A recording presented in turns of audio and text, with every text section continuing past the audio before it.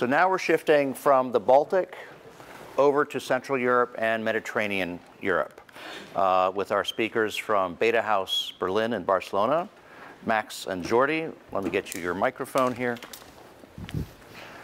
And Max and Jordi, I think, are going to tag team. Let's jump to the co-working spaces talk. We have not had a talk yet on co-working spaces, so please tell us what's going on in the European co-working space, Berlin and Barcelona also. And are you kicking off, or Jordi? Oh, should I? Okay. Okay. Thank you. Thank you. And again, Jordi and Max flew all the way in from Barcelona and Berlin to be with us here today. So thank you very much. Thank you, everybody. Thank you, Bert and Lee, for the invitation. Great pleasure to be here, and wonderful opportunity to visit California. So it was a good moment to come over here. Yeah, before I start, just briefly what we're going to talk about today. We're going to tell you a little bit about our personal path to entrepreneurship. We'll tell you about what we recently do at Betahaus, the history of Betahaus, what we are planning for the future. Then we're going to zoom out a little bit and talk about the entrepreneurial ecosystem in Berlin and Barcelona and what's going on in all over Europe, give you some figures of the VC investments of the last 2 years, and talk about the role co-working plays from our point of view for the entrepreneurial ecosystem in Europe. And yeah, that's it. So let us start with our personal path. As you can see, 2008, these 6 people were thinking about how we want to live and work. And what we definitely knew is we didn't want to work like this. I mean, I know this is an extreme picture, but it definitely shows our fear in being employed in some kind of corporate company.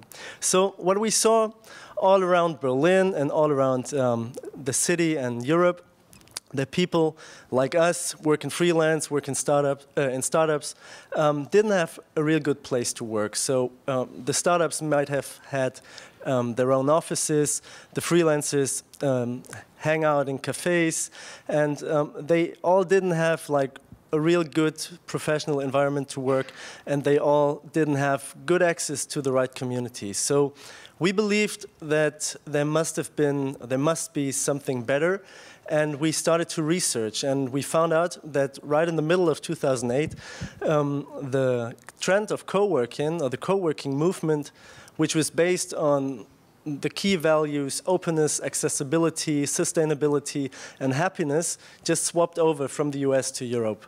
And we believed that this would be the right choice for Berlin. So we started Betahaus Berlin in 2009 in January. And we created a place which is what you can see on this slide. Maybe I have to show it, which is right in the heart of the city. Here's Berlin again, right in the heart of the ecosystem, and which is where the people live, where they want to hang out, and which is just the perfect place for them to work. So Jordi will continue with what we do. Yeah, so if you go to any Betahaus, what you will find for sure is a cafe. The cafe is a place where, where you meet other people, where you can have informal meetings. It's a social space. There you will have also, you will find Wi-Fi and desks in 2 different formats, open spaces like this one that we see in the picture, but also team rooms, because people need to close sometimes the door in order to have confidentiality and intimacy. Prototyping, you can test wherever you need. We have an electronic labor and workshop. Knowledge and education. You don't need any degree. You don't need anything. Actually, you need to get the knowledge in order to be a better entrepreneur. And events, for example, we hosted at Betahaus worldwide more than 2,000 events with more than 200,000 visitors coming to Betahaus. And this number, the 2,000 events, was only for last year. So there's a lot of things going on. 200,000 visitors for events is a big number. And all this leads to our mission, and all this is related to our mission. We are offering workspace in order to connect people and to foster entrepreneurial activities. We are offering special education to the people in order to connect. We are hosting all these events as an event venue, and we do a lot of things by ourselves in order to connect people. And this all created the Betahaus family. So let me tell you where the Betahaus family is today. So as you see, this is Berlin, 2009, incorporated. We are now having a venue of 3,000 square meters with about 450 members in the city. We are running a beautiful space in the city of Hamburg, which just got expanded on 1,400, 1,500 square meters with a community of 300 members plus, strong growing. There was a big need in the city of Hamburg to get a place like this. Then you see Köln, which is Cologne, on the map. I included it because it was the only failure story we had the last 6 years. We had to shut down after we incorporated 2011. We closed doors in 2013. And because this is an entrepreneurial lecture, I think the failure experience taught us a lot of things about expansion. So we slowed down a little bit and we started to do things more professional instead of doing things quick. So the story continued. In the end of 2011, we opened a beautiful space in Bulgaria, which is still one of my favorite spaces. I mean, I have a lot of favorite spaces, but it's really nice to see the Eastern European entrepreneurial spirit. There's so many things going on, and at the moment we are on 1,500 square meters with 110 members, and there's a lot of interesting things coming out of Betahaus Sofia. So the last one in the line is Betahaus Barcelona. We launched a laboratory 2 years ago, May 2013, to test out if the city of Barcelona is ready for Betahaus. They were. So we built up a space which is right now on 2,000 square meters, having 7 wonderful terraces overviewing the sea, and we're hosting 150 members right now, but we can grow in the building. So, thank you. So we saw the services that we provide. We saw also the houses that we owe, but we thought that this wasn't enough because we're getting into a much more mobile world. The people needs to move. So we decided to sign some cooperations agreements with people that really are like sharing the same philosophy and have the same values like us. And yeah, this is the cooperation network that we have right now worldwide, from Denmark, Copenhagen to New York. Well, and we believe this is still growing in the next days. And this actually means when you have a Betahaus membership, you can go to all these places. So you are very flexible in using our spaces. So, as I said before, the mission is to foster entrepreneurship and to connect people. So there's 2 big side projects we run all the time to fulfill this, this target. The one is Beta Pitch. It's our startup competition. We are doing it for five years now. This year we're going to have at least 6 local events all over Europe, one in Sao Paulo in Brazil. And the winners from these local pitches come to Berlin in the end, and they pitch for the global Beta Pitch. And the winners go to Silicon Valley, for example, for sure. And they get some money and prizes and so on. And on the slide below, you see a couple of companies, just to give you an idea of what came out of this competition so far. So you see Opdratina in the middle, down down on the slide. They just raised 50 million euros a couple of weeks ago, and they won Beta Pitch last year.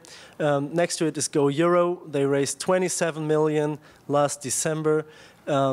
They won Beta Pitch 2 years ago. Audibird in the left corner is now having over 100 employees just around the corner in Berlin. And Louvre in the right corner won so many prizes this year for their beautiful action cam device, this makes us really proud because we've seen them from the beginning. We tried to teach them in our office hours, give them advice, and they grew and grew, and good things came out of it. The second thing is hardware.co. Have a look on the website. We're just in front of the next batch of our hardware accelerator. It's going to start in the middle of March. Betahaus loves hardware. Jordi told you already that we build up in every place an electronic lab, and really professional electronic lab, and a nice workshop. So we believe hardware is the thing we want to have on top to all these website and e-commerce businesses in Berlin. And the feedback we get from the applications and from the people using the space is really, really nice. And so we believe we are on the right track. So I hand over. So we believe our future plans have three steps. The first one would be to make these cooperations worldwide bigger and bigger. We want to sign more agreements. We want to find more spaces that really match into our community and that we match to them. Secondly, we want to open more Betahaus our own. It's very important for us that we keep growing, that we keep growing our business model too.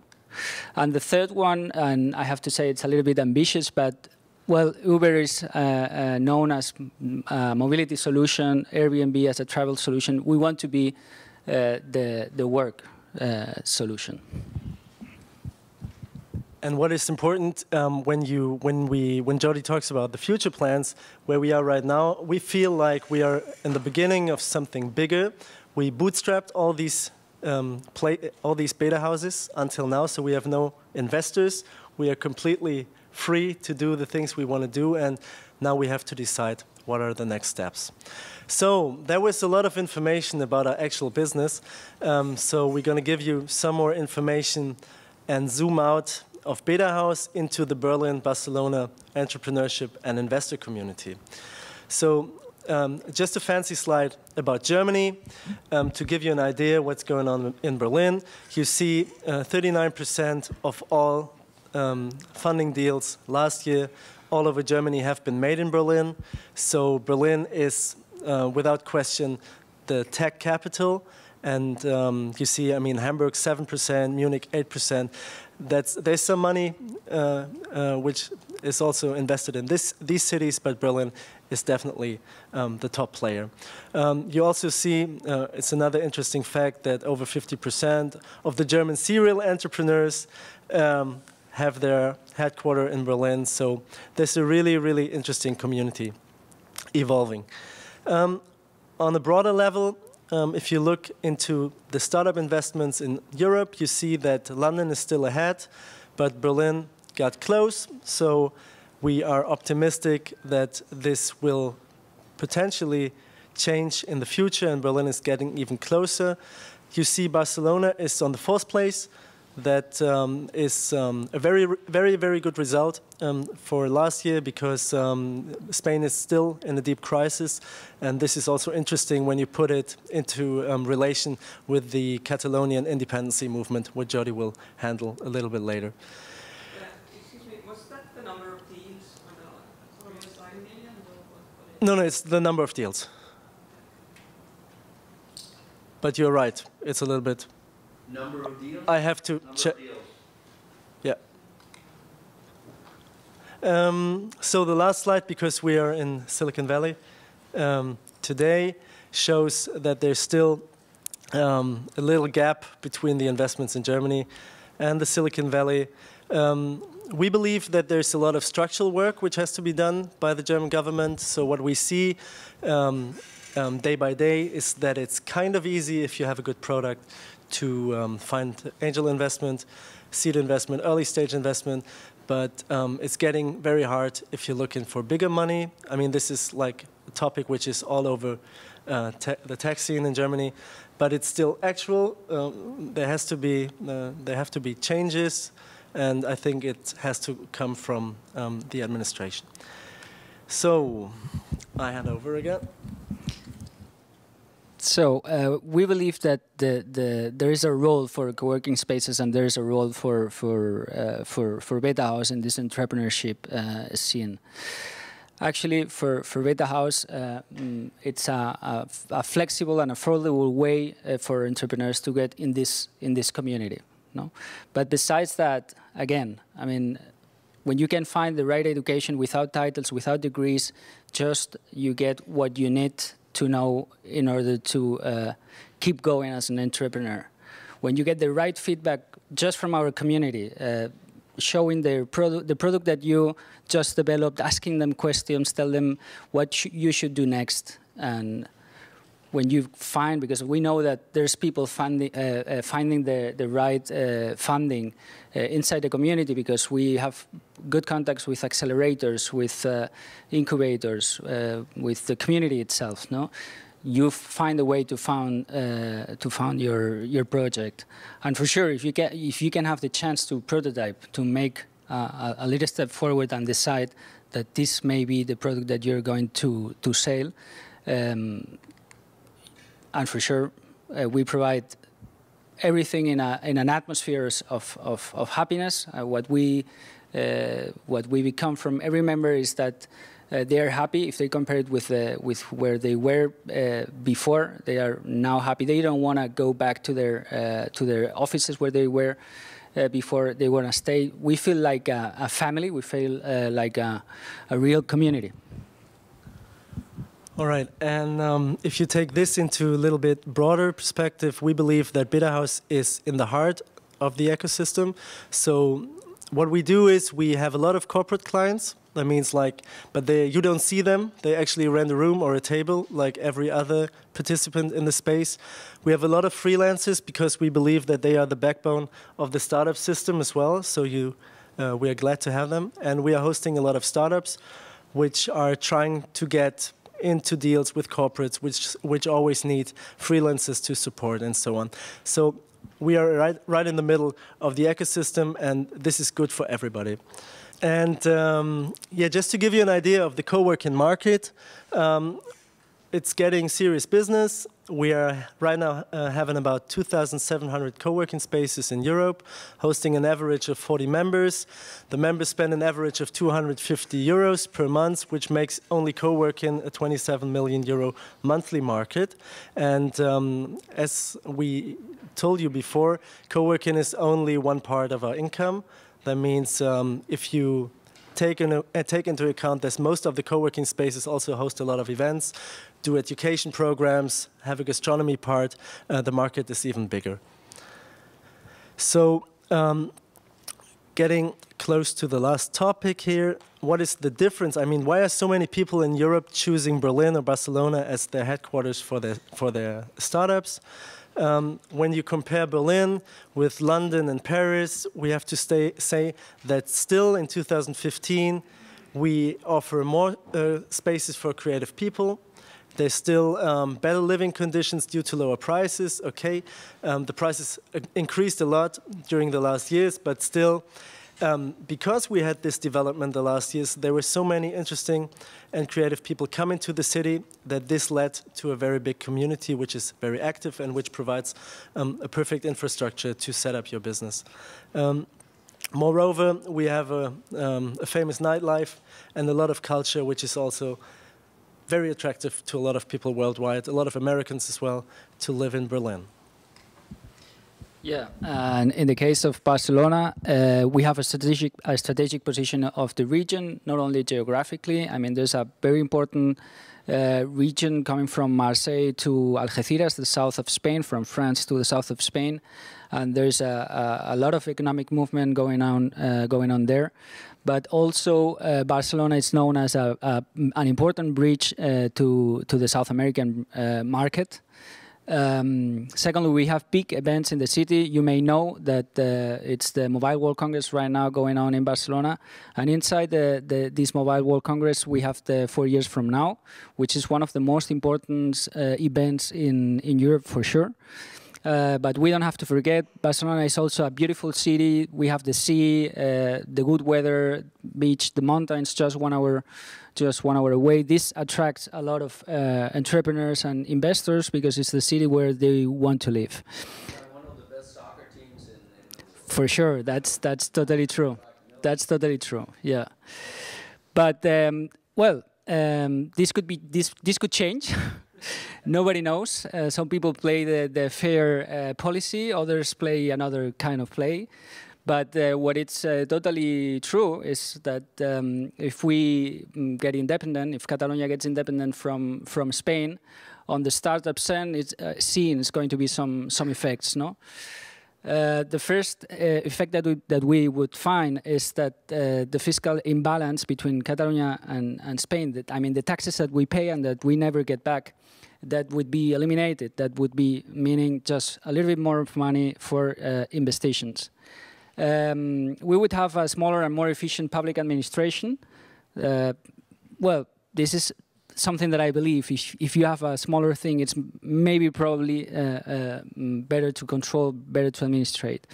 But for sure, what it's going to happen, and it's happening right now, it's in the budget of 2015, is that are going to make more investments in infrastructure, new equipments, better connections, and that new taxes, new incentives, and new laws are going to come in order to provide a new atmosphere for entrepreneurship and startups.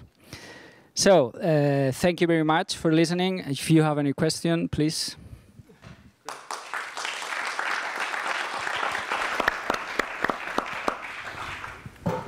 So, just in case not all of us know what Barcelona and Berlin look like, gorgeous cities. I lived in Barcelona for a year. It's an amazing place.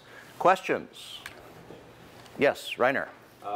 One of the questions I have for you is seeing your expansion plans and seeing patterns all around these different locations that you have is something that I've been thinking also about how people work and how productive people are, is that it's not just about the space and it's not just about like, you know, the colleagues that you work with, but it's like about the process of work. And I had thought about, like, wouldn't it be cool if there's somebody really designs like a Bauhausian work process plus, you know, this like a work desk or like the work desk of systems that you could deploy around the Bauhaus,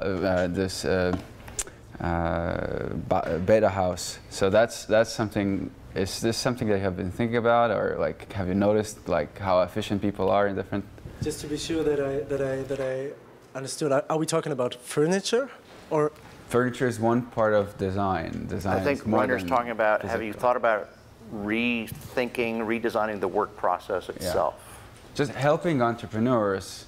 Well, it's happening. I mean, it happens for itself. I mean, for example, in Betahaus Barcelona, we have spaces that we didn't thought. It was thought by people who were being in the community and decided to, can we have this like this? So we produce it. No?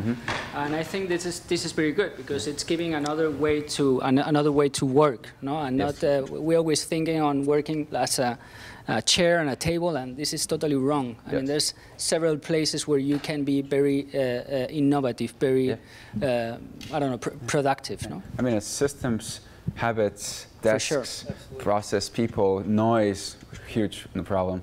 Yeah. And this could be like a Betahaus brand. That's why I'm just thinking. Interesting. Eitan. So I was going to say really quick, it was really nice overview, by the way, because this is actually a question that's come up several times in discussions with friends who are in Barcelona and Berlin, especially since a lot of entrepreneur friends in Berlin always like to talk about how half of Berlin travels to Barcelona for conferences, and they make the conferences just for the weather. So, it's true. So real quick question is, the recent article, WeWork, which you know is a co-working space that's also global, was assigned a multi-billion-dollar valuation. and it is a co-working space, no different, than yours. Yeah. And the question remains, if you know basically how much your revenue is per desk, what the size is of average co-working space, do you think this is a reflection of reality or of hype?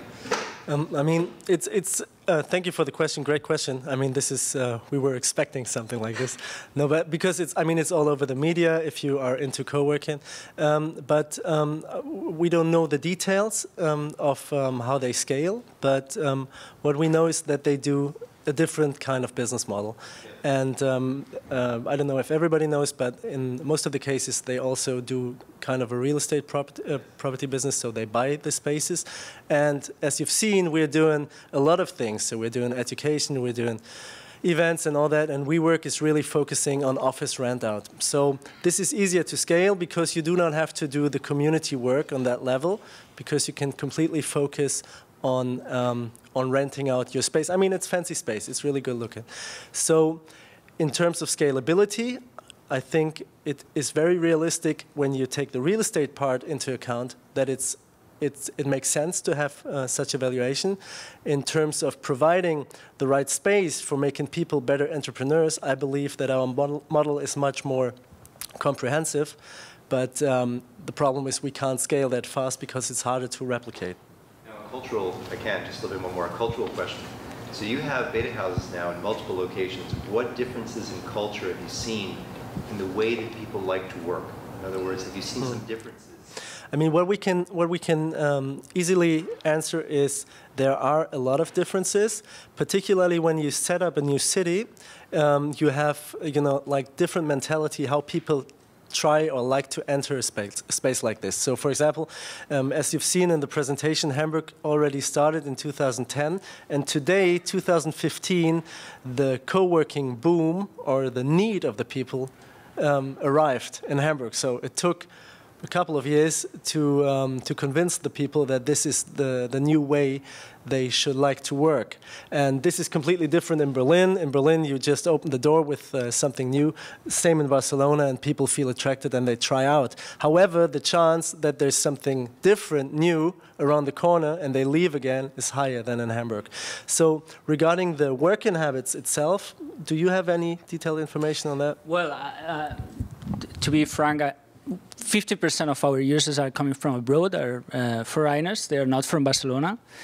Most of them are French or Italian, no? Which is, I mean, there are a lot of French or Italian people in Barcelona. And when you have such an international community with more than 50% of the users are coming from abroad, you have like a multi-culti soup in there, no? So, and when you are in this kind of context, what you usually do is you adapt yourself to what is going on around you. So I haven't seen like a specific topics coming from specific cultures, no? We have desks, we have sofas, we have terraces. I know that people coming from Norway always go to the terrace all the time. They don't care if it's winter 2 degrees. They go, T-shirt. And we know also that the Italians, for example, they are always traveling around, and they spend a little less time on their desks that other people do. But I don't know if this is significant. Andres and Rainer, can we get you up front? And Andres, can we put you here since you'll need the mic? Rainer, you're still mic'd up, right? So if you could go on the end. Thanks. And we'll just take a couple more questions because we're going to wrap up at 6. And so the Estonian mafia, any differences that you've seen in how Estonians work styles out of the Baltic, Nordic region, compared to Berlin, Barcelona, Mediterranean? Well, I have not been to Barcelona or to Berlin, actually, in these co-working spaces. But, of course, Tallinn also attracts, especially with all the new accelerator type of co-working spaces, which are international, like Game Founders and startup wise guys, and also the IoT type of hardware accelerator. Build it. Would Estonians head to the terrace like the Norwegians in cold weather? probably, yep, if you want to do business, well, to do work, then you have to be inside, not at the poolside. Yeah. Sauna. Or Rainer, you have the experience of Tallinn and Silicon Valley. We have now 18 people in 9 different locations. Oh, wow. And so we have people in Spain also, we have in Canada, we have people in Brazil, and that's it in terms of locations. A lot of different nationalities / ethnic groups, it's a mix. And I think it's this cliche sentence, which is actually true. It's like, you always have a culture whether you do something about it or not. Which is why I asked about this Betahaus brand, because I do feel, and it kind of strikes me badly, but I do believe in Bauhaus that people have pretty bad taste, and you have to educate people. Otherwise, why do we read books and whatever? It's just an educational item. But we work really hard on how we work and the process and what is good, define what is good. Trying to get everybody on the same page. There's a lot of overhead and sometimes exhausted, and maybe we should not do that because of the quality, but it really reduces the friction. We also have a very big age disparity. So we have people in like 30 years in oil and gas. I'm 32, so that's very important to build this kind of understanding and process, and so the cultures are very different otherwise. So yeah. Max. So let's wrap up with Max and Jordi. All right. I mean, I just wanted to add that, and also this refers to the question from before regarding the different cultures. As in Barcelona, we also have in Berlin permanently over 50% users from members from abroad. And they all come to Betahaus for different purposes. So, measuring like if somebody is successful working on his company or on his entrepreneurial career is very hard because people are always looking for different things. So, one of the guys entering is just trying to focus on his or her work, and the other one is trying to connect and network all the time. And this might look like a different type of work, but it's only related to the different purpose of the person. Jordi, we will give our final word to our guest from Catalonia. Thank you. No, something that I wanted to clarify. I mean, we build, as Max said before, we build communities. We don't rent space. To build a community, and we are focused on entrepreneurs or freelancers who are going to be once entrepreneurs if they want to, and startups. It's pretty new from the co-working side of view, and co-working is just one of the things that we do in order to go to our objective with this one, to foster entrepreneurship. Okay. So just a reminder that next week is our final session. We'll be featuring gaming startups and venture capital from Bulgaria and Romania. Please thank our speakers, traveled a very long way. So, Max, thank you so much. You came all the way from Berlin. We appreciate that. Jordi. Thank you so much. Thank you. Thank you. And Rainer and Andres, don't go away. So again, small gifts. Rainer, thank you so much. Thank you and Andres, thank you for supporting Stanford. Picture with you in the middle? Yeah. So again, we'll see you next week. Please come down and meet the speakers. Those of you who would like to join us for dinner, please come and see me. Thank you.